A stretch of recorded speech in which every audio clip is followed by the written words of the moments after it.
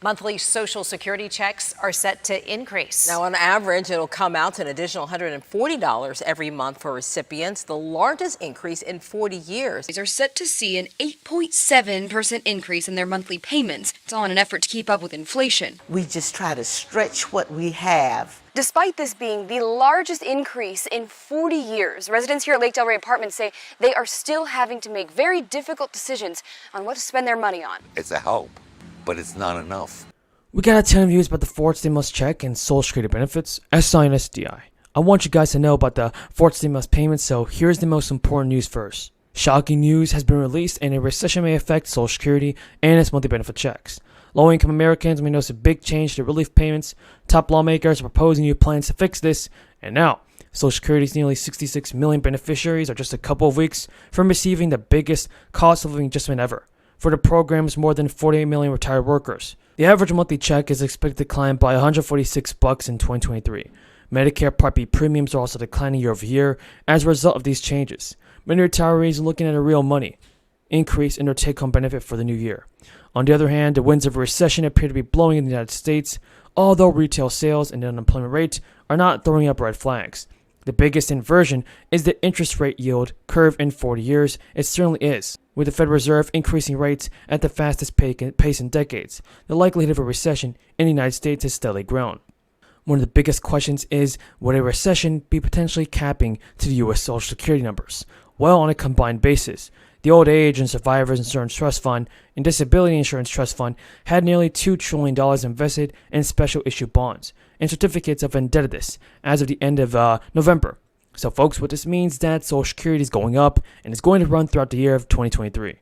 By law, the excess revenue collected by Social Security is required to be invested in these special issue bonds and certificates of indebtedness, which earn the program interest from the Federal Reserve Government. With a boatload of asset reserves, there's actually no concern that a recession would interrupt payouts or hurt Social Security's very short-term outlook. So, Social Security generates approximately 90% of its revenue from the 12% payroll tax on earned income, which includes wages and salary, but not investment income. Luckily, as long as people keep working and lawmakers in Congress don't change how Social Security generates revenue, there will always be revenue coming in. Another way a recession can impact Social Security negatively is through interest rates. With close to $2 trillion of assets and certificates, Social Security benefits most benefit when interest rates are rising. During most recessions, the nation's central bank lowers interest rates to spur economic activity. So based on some data, the recession has actually negatively impacted Social Security.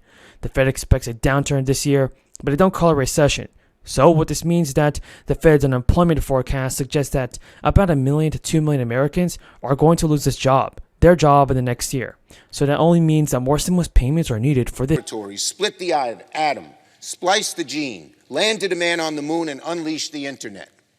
We generated decades of American prosperity and fostered an innate sense of optimism in the American spirit. And we made the world a safer, more hospitable place for our democratic values. Today we face the great task of renewing and strengthening that spirit in this century, in a world of fierce competition and hungry authoritarians. It's no longer the case where we can just leave it up to corporate America. Now there are nation states and authoritarian governments funding and aiding these corporations to come to their shores. Authoritarian nations are cheering for us to fail, hoping we sit on our hands and fail to adapt to the changes of the 21st century. We dare not cede the mantle of global leadership on our watch. We dare not permit America to become a middling nation in the middle of this century. No, we mean for America to lead this century. We mean for America to prosper and grow, just as if we had done throughout history. It won't happen on its own, but today we're laying the foundation for a bold and thriving future. Today, by passing this CHIPS and Science bill, we are making clear that we believe America's best. Folks, we have a ton of good news about the fourth stimulus check, Social Security benefits, SSI and SSDI. Be sure to stay until the end of the video to never miss out on the most important stimulus check information. So millions of dollars, everybody, has been allocated towards another round of relief payments. It has been announced that $1,000 stimulus checks can actually be claimed right now. The IRS has also just released a very important announcement for all taxpayers, so you want to continue watching this video to not miss out on this. Vermont House and Senate lawmakers have hammered out a final deal on House Bill 510. This is a $40 million tax cut package that would include a new refundable child tax credit for Vermont residents. The bill has been sent to Vermont Governor Phil Scott's desk, and the final compromise between the two chambers would send people in Vermont $1,000 per child 5 and under. Households making $125,000 or less will be eligible for the full credit, and families claiming the credit would lose $20 per $1,000 over the income threshold. The credit would impact an estimated 33,000 children in the state, and the estimated cost to the state's coffers for this new credit alone will be $32 million. The Senate approved the bill on a vote Thursday morning. The House then responded in the afternoon by pushing the bill across the legislative finish line on a vote of 141-4. The tax credit is modeled on the federal child tax credit, which Congress temporarily expanded to $3,600 per child under 6. Now, with the final version of the bill, lawmakers did not adopt versions of previous proposals. The Vermont House in February passed $48 million of the tax credit that would have sent $1,200 to every family making $200,000 or less for each child 6 and under. The Senate responded with a $1,000 credit, with less than half of that price tag, which would have been phasing out for families making more than $55,000 a year. The upper chamber's bill also would have ended a tax cut after 3 years, but everybody, the final compromise bill does not. With the final version of the bill, lawmakers did adopt versions of previous proposals. The bill, for example, would create a deduction for all interest paid on student loans for taxpayers whose income is $120,000 for single filers and $200,000 for married filers. It also very slightly expands the state's earned income tax credit and significantly expands the child and dependent care credit. It also expands the income thresholds for Vermont Social Security exemption by $5,000. House Ways and Means Chair Representative Janet Ansell told reporters that she believed that the measure would likely create the most generous state-level child tax credit in the country. In total, the bill would reduce tax liability for an estimated 70,000 people in the state.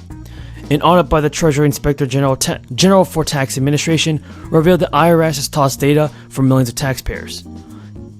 The material, known as paper filed information returns in accounting parlance, is sent yearly by employers and financial institutions and covers taxable activity such as W-2 forms, with copies sent to taxpayers and the IRS. According to the Commissioner, Chuck Reddick, the IRS backlog, which was created by years of budget cuts, understaffing, and crisis-related issues, is expected to be cleared by September. Connecticut is recognized for 4 minutes. Thank you, Mr. Chairman. Madam Speaker, I rise in support of this very important piece of legislation. WIC recipients utilize formula at roughly double the rate of their non-participating families, ensuring that this crisis has had a disproportionate impact on communities and families with the highest needs.